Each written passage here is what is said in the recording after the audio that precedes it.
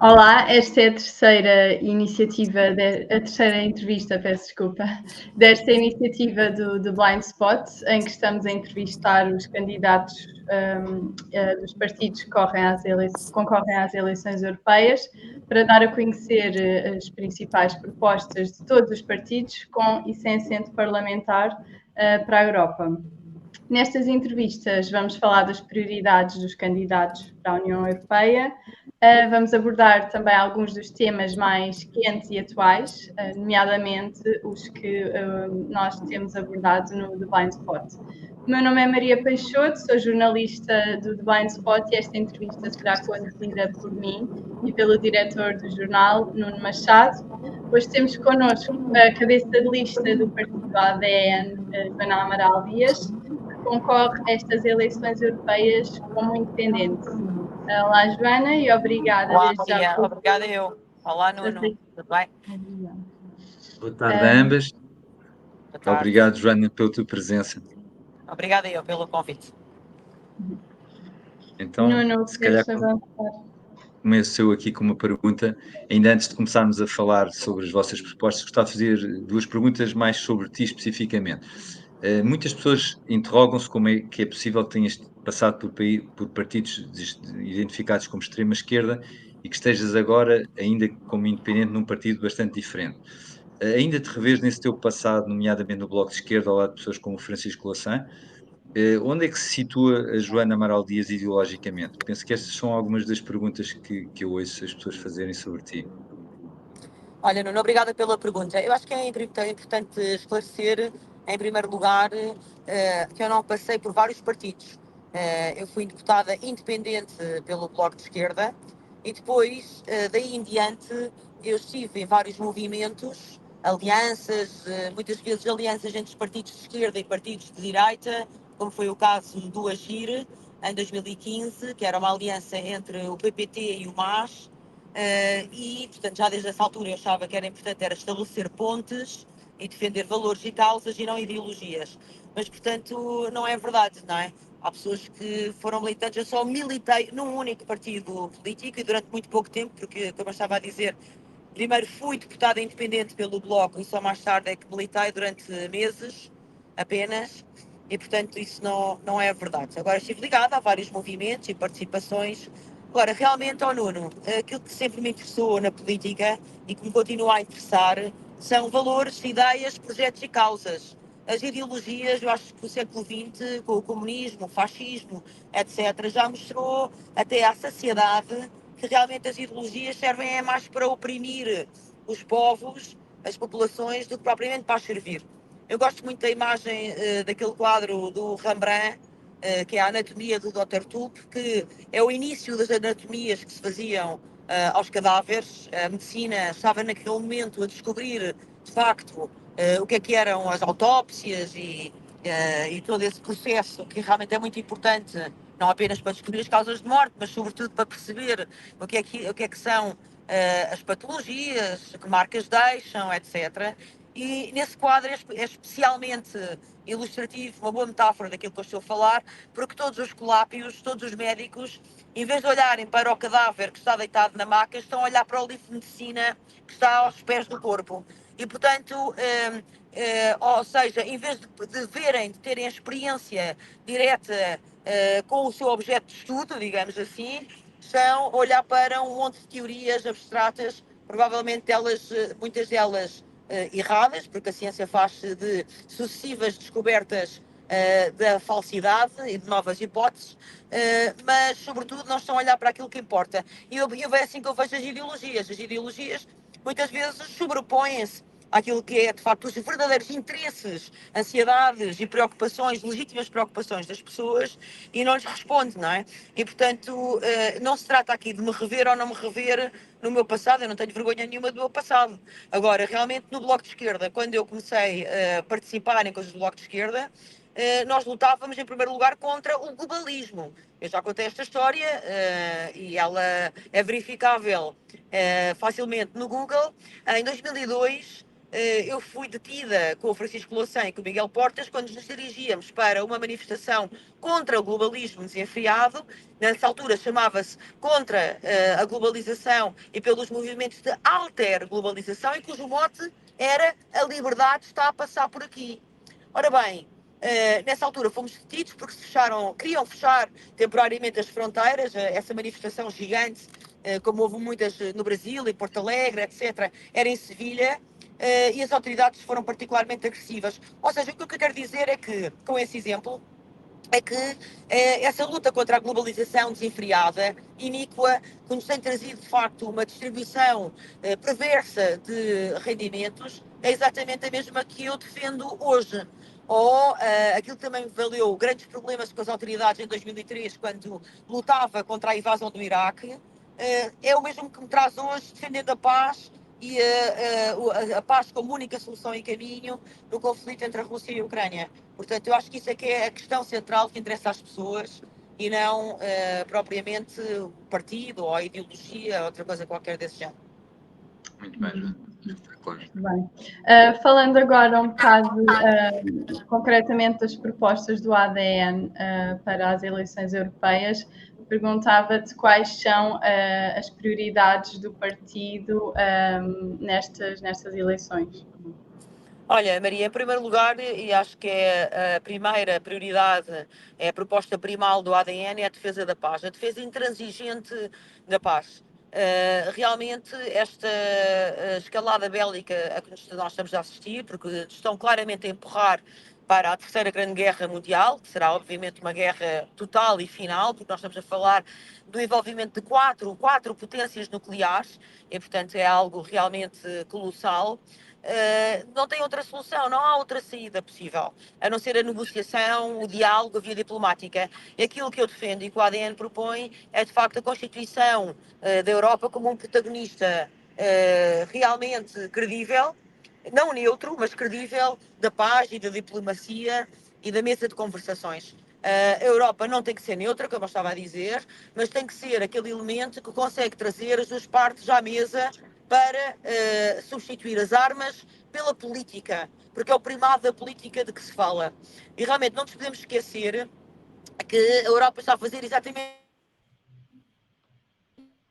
o contrário, privilegiando o lobby armamentista, privilegiando a engorda justamente daqueles que são os criminosos da morte, tanto mais que houve, foi agora denunciado há pouco mais de semana, pelo jornal Die Welt, que havia um acordo para a paz estabelecido em fevereiro de 2022, e que realmente tinha poupado milhares de vidas e também milhões e milhões de euros. Nós já vamos em mais de 10 mil milhões de euros drenados, sangrados para a Ucrânia por parte da Europa. Mas tinha poupado tudo isso se esse acordo tivesse ido para a frente. Esse acordo esteve à beira de acontecer, à beira de ser selado. Faltava apenas o encontro final entre o Zelensky e o Putin. E a questão que se coloca e que nós temos que perguntar a von der Leyen, a Stolberg e a todos é porque é que boicotaram esse acordo de paz e deixaram prosseguir, de facto, este vórtice, esta vertigem, que obviamente a única coisa que vai fazer é com que os nossos filhos voltem para casa em caixões. Sim. E estando tanto o ADN contra uma Europa que funciona um pouco como uma colónia dos Estados Unidos, e tendo em conta todas as alterações geopolíticas a que estamos a assistir, qual é exatamente o papel, sendo a Europa um bloco tão importante, que papel é que a Europa deve assumir com estas mudanças todas que estão a acontecer?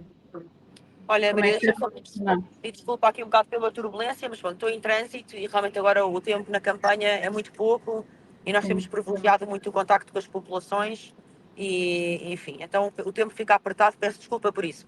Agora, a tua pergunta é muito pertinente, eu acho que é da máxima importância, porque de facto a Europa não pode ser uma espécie de parceiro júnior dos Estados Unidos da América, não se pode comportar de facto como o servo dos interesses estadunidenses. A Europa tem que defender os seus próprios interesses. Quando eles são coincidentes com os interesses geoestratégicos norte-americanos, muito bem, mas se eles não são os mesmos, se eles são divergentes, pois então a Europa tem que se afirmar, tem que ter a confiança de resgatar o seu papel de potência e de colocar também na arena pública, geoestratégica, geomundial, justamente esses interesses. Senão nós vamos ficar comprimidos na tenaz entre essa guerra entre a China e os Estados Unidos, não é? Esse torniquete, e obviamente quem vai ser altamente prejudicado e lesado são as populações europeias. Portanto, nós não temos que continuar a ser os vassalos dos Estados Unidos. Isto não se trata de nenhum anti-americanismo, bem antes pelo contrário.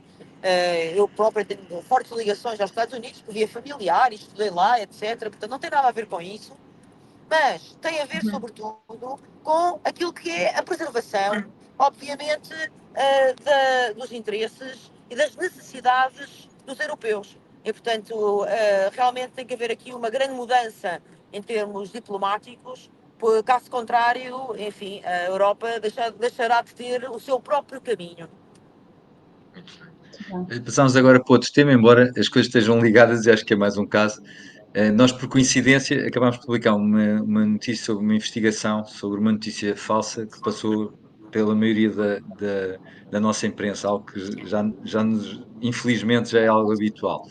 No entanto, a Comissão Europeia define a desinformação online como um dos grandes problemas da Europa, mas nunca aqui é passada pelos grandes órgãos de comunicação social e até pelos próprios fact-checkers, que são vistos como a referência da verdade.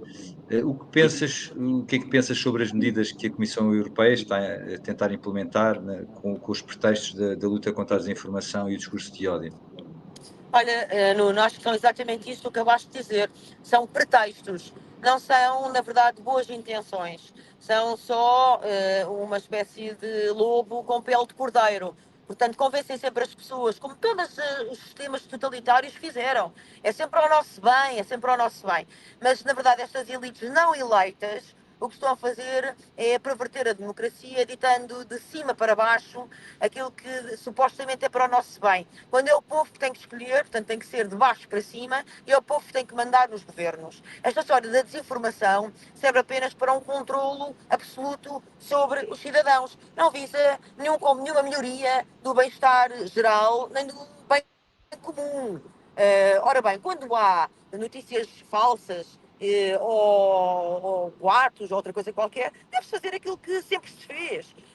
Não é a sociedade do século XXI, não é a primeira sociedade que sofre com rumores e propaganda, etc. Isso sempre aconteceu, não é? Boatos, cuscovices, falsidades. Ora bem, mas a diferença é que uma sociedade democrática aceita esses rumores, combatendo-os com a verdade, com os factos, com a discussão. A discussão nasce luz, não é assim?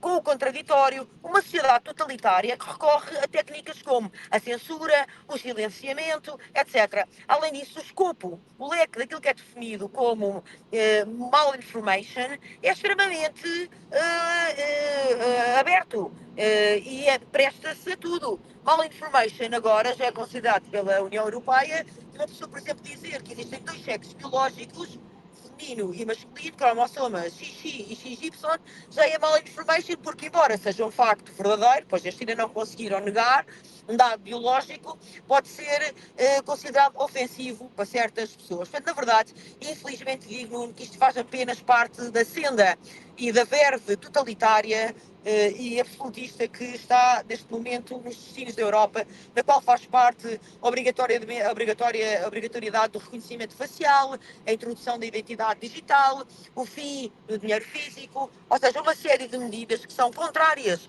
aos direitos, liberdades e garantias dos cidadãos, que são machadadas, golpes baixos na liberdade de todos nós e que realmente só podem ter consequências catastróficas, por causa das duas, uma, ou de facto a Europa a proibir os canais russos, a defender uma espécie, como se chama a von der Leyen, o escudo de democracia, que não passa, na verdade, de novilíngua e que quer dizer, de facto, mais censura, mais lápis azul, mais cortes. Nós, das duas, ou acabamos num regime totalitário, ou então vai haver um enorme tumulto, uma enorme turbulência na Europa, que, obviamente, os povos europeus dispensavam, porque querem viver na paz e na prosperidade.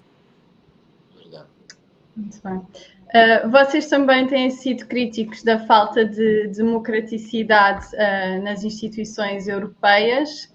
Que mudanças é que consideram necessárias para que as decisões ao nível da União Europeia sejam mais representativas dos interesses e da vontade dos cidadãos, em vez de se concentrarem mais nos interesses dos burocratas em Bruxelas?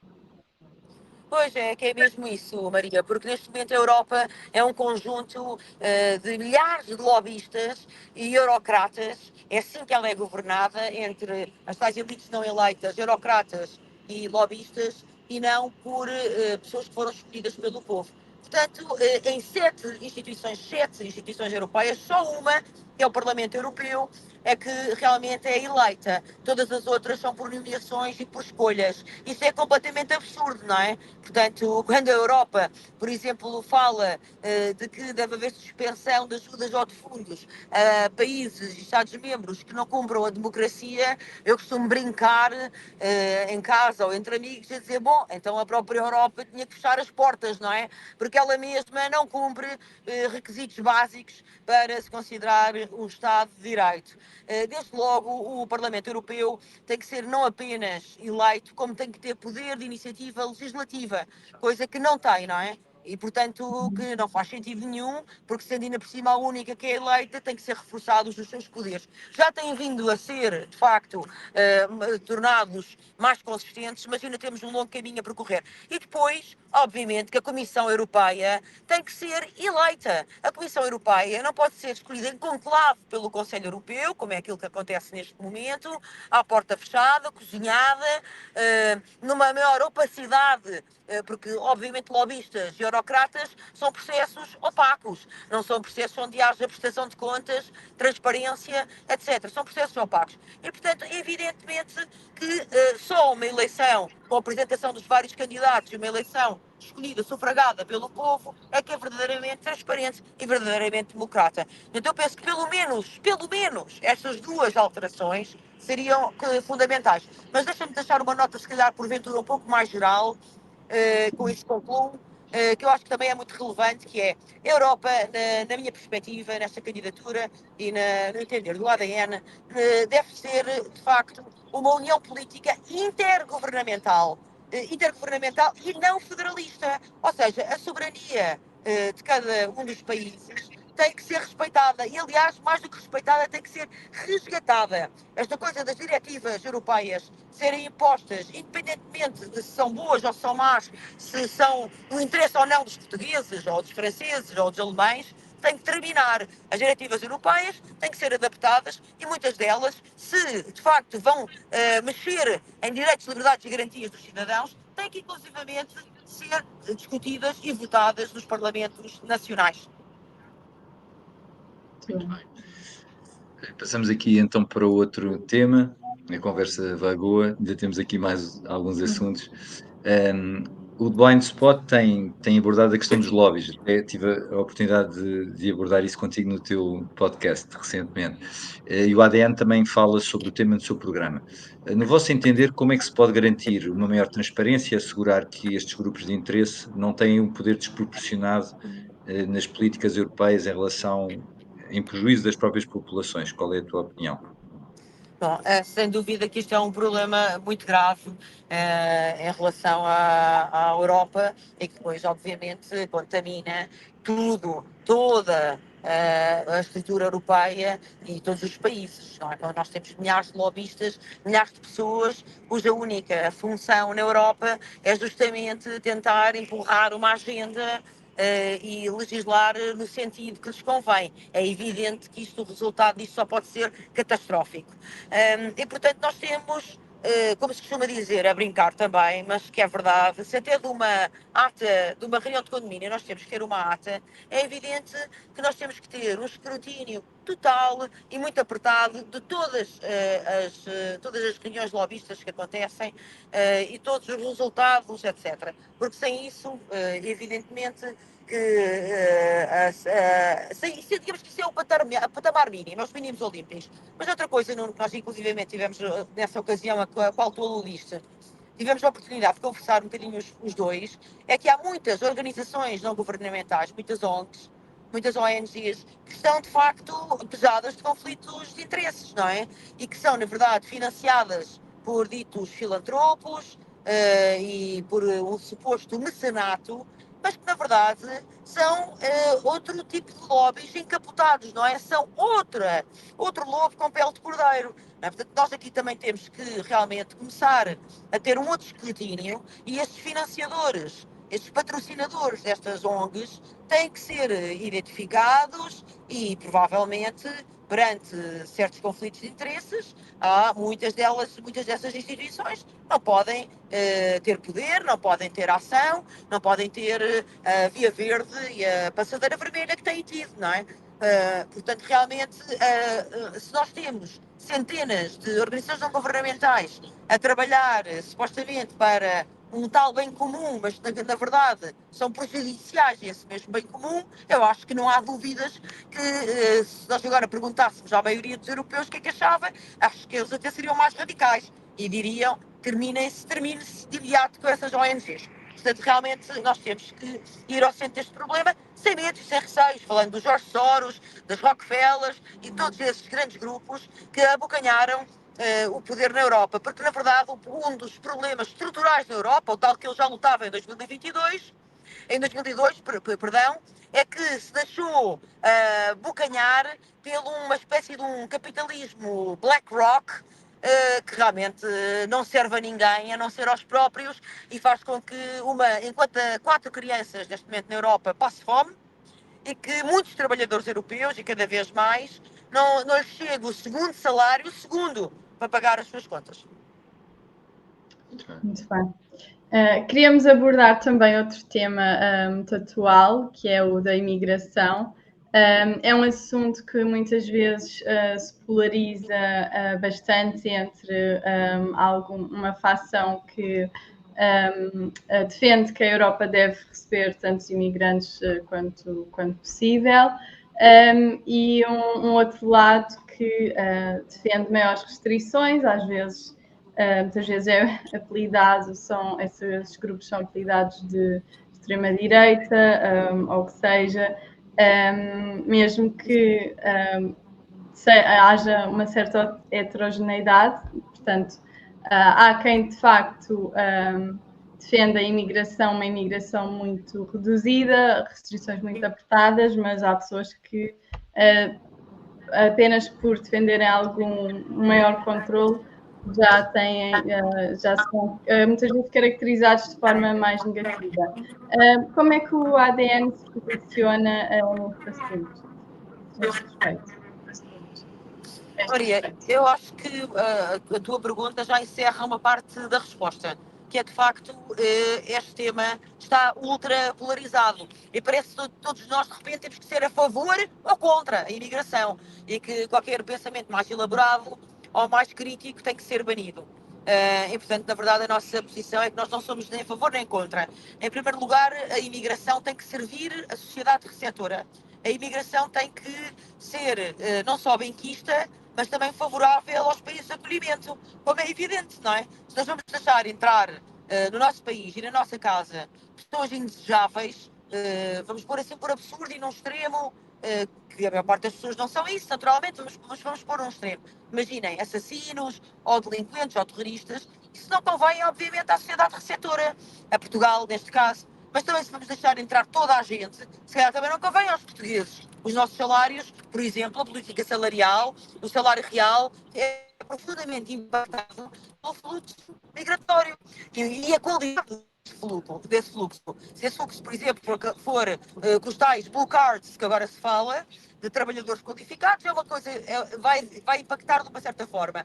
Se for para os trabalhos 3D, não é? Difficult, dangerous and difficult, vai obviamente impactar de outra maneira, não é? Portanto, aquilo que Portugal tem a fazer, e a Europa em geral também devia, de facto, permitir, é uma discussão aprofundada sobre que imigração é que nós queremos, que imigração é que nos convém, e aquela que realmente não só nos convém e que nós podemos receber. Porque, Maria, eu acho insuportável um discurso de uma certa esquerda que diz, por simplesmente, não deixem entrar, deixem à vontade. Eles vêm para aqui pagar-nos a segurança social, eles vêm para aqui fazer os trabalhos que a gente não quer, como se fossem os neo-escravos, não é? Como se fosse a escravatura do século XXI. E depois deixem entrar tudo, e a verdade é que a maior parte destas pessoas que entram, que vêm para aqui com promessas de trabalho, vêm com esperanças, deixam grandes dívidas, enormes redes de exploração, redes de traficantes, cartéis de carne humana. Na verdade, essas pessoas vêm para cá, para Portugal, para Espanha, para França, viver em condições infra-humanas. Vejam o que é que se passa no Porto, o que é que se passa em Lisboa, nos Anjos, etc. Essas pessoas vivem sem abrigo, de forma miserável. Portanto, isso não é bom nem para a sociedade de acolhimento, nem para o próprio imigrante. O que é que tem que acontecer? O direito de asilo, em primeiro lugar, asilo tem que ser reservado a pessoas que efetivamente precisam de asilo. A maior parte dessas pessoas são cidadãos idosos, crianças ou pessoas portadoras de deficiência. Não são jovens do sexo masculino, entre os 20 e os 35 anos, que vêm na promessa de trabalho. O direito de asilo são pessoas que vêm refugiadas de guerras, são pessoas que vêm com problemas também de catástrofes naturais, etc. Mas nós temos, a Europa tem que proteger é aqueles que são mais frágeis. Como a Europa não pode, de facto, não pode nem consegue, como estavam de ver, pelas condições em que vivem hoje em dia muitos imigrantes nos nossos países europeus, a Europa não pode abrir portas a toda a gente, que essas pessoas vão ficar na miséria.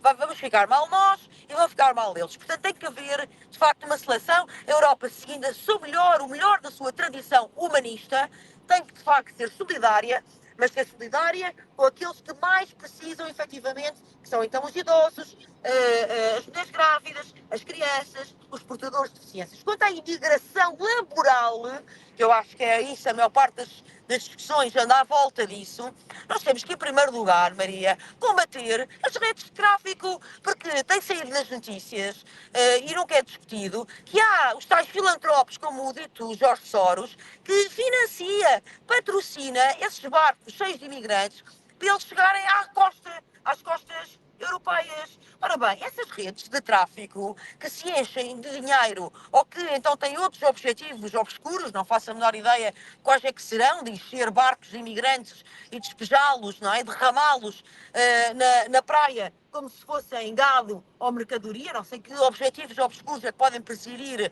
a tal um ato tão fascínora.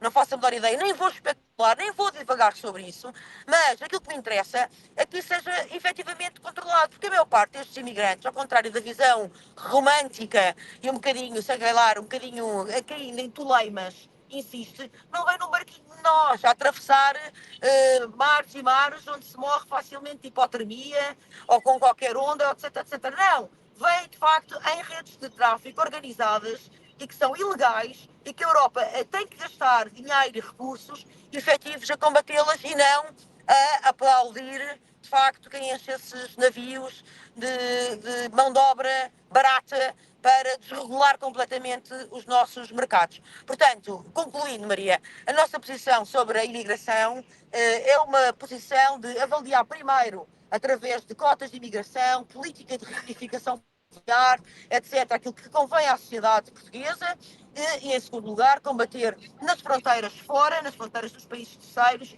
aquilo que realmente importa. Esta coisa de andar a pagar 20 mil euros por ser humano, como está no Pacto de Imigração e Asilo, que tão bem defende o Chega, o AD e o PS, é vergonhoso, deviam-nos a todos cobrir, de facto, de vergonha e também não serve, na verdade, os interesses da Europa.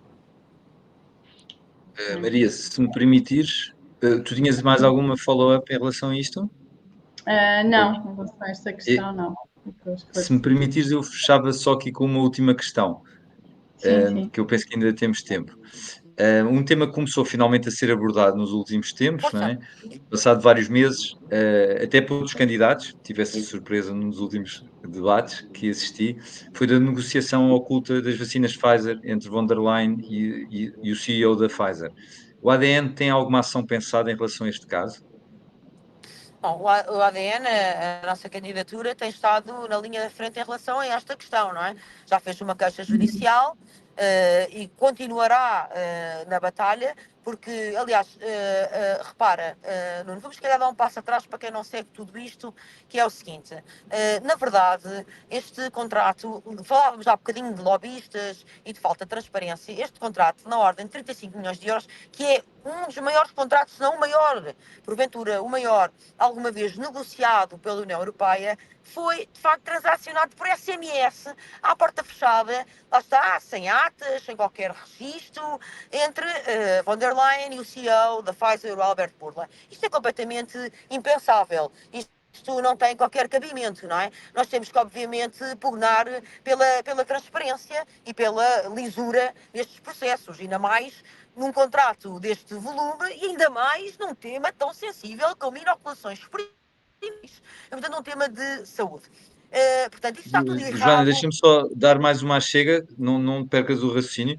Não, E eu penso que a questão que tem a ver com o que tu estás a falar, que ainda é mais grave, é que depois houve uma opacidade total, com recusas de prestarem declarações e de revelarem o que estava nas mensagens, as suas isso. próprias mensagens, que já seria grave, mas de qualquer maneira mostraria alguma vontade de colaboração com a transparência e com a verdade, não é? Claro, tens toda a razão em fazer essa adenda e daquilo que eu percebi, entretanto, a prestação de declarações de von der Leyen já foi empurrada com a barriga para novembro ou para dezembro, poupando a senhora a dissabores. Mas queria dizer que nós somos completamente contra este procedimento, este comportamento, esta atitude da Comissão Europeia, até porque, lá está, tem sido uma das minhas causas, Nuno, há 20 anos esta parte e continuarei sempre a lutar contra a corrupção, contra os poderes instalados, contra os poderes fácticos. Inclusivamente, o ADN tem uma queixa-crime no Tribunal da Haia por causa desta situação, porque realmente é absolutamente impensável nós tínhamos chegado a este ponto na Comissão Europeia, que é o ponto de alguém que se sente certamente, von der Leyen, completamente inimputável, acima da lei, fora da lei, inclusivamente, e com o silêncio e com o conluio, o beneplácito de todas as outras principais forças políticas. Porque, Nuno, tu falavas do desprezo, do escárnio que von der Leyen tem dado relativamente ao próprio processo, recusou-se a prestar declarações em várias instâncias, mas atenção, isto também acontece porque tem havido, desde a comunicação social mainstream até várias forças político-partidárias, o tal cala-boca conveniente e colaboracionista. Muito bem. Muito bem, dávamos então esta entrevista por concluída. Muito obrigada, Joana, mais uma vez por teres aceitado. Obrigado, Joana. Obrigada, eu, Maria. Obrigada, Nuno. Obrigada e parabéns pelo excelente trabalho que fazem. E se me permitem uma nota final, vocês também mostram que afinal é possível entrevistar todos os candidatos e naturalmente um órgão de comunicação como o vosso, que não dispõe da mesma estrutura nem dos mesmos recursos que supostamente uma RTP ou assim, mostra e revela para quem tiver dois olhos na cara que realmente é possível ser democrata e cumprir a Constituição da República Portuguesa, dando um tratamento paritário a todas as candidaturas. Muito obrigada, Joana.